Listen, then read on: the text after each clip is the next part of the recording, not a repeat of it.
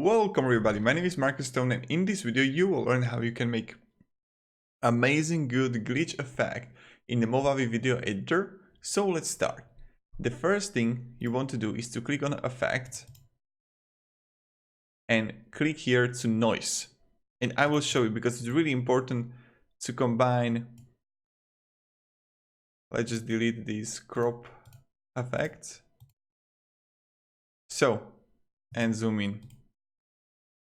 Okay, we got it perfect. So now I'm going on noise and need to combine three effects, three filters. The first one is this broken lines. Take it and paste it on your timeline. The second one is static high or static low. I like static high because I like it just like a really great glitch. Okay. And now what you want to do is to make distortion. I recommend low. Right now, I think it's sufficient to have amazing glitch effect. But when you add also distortion,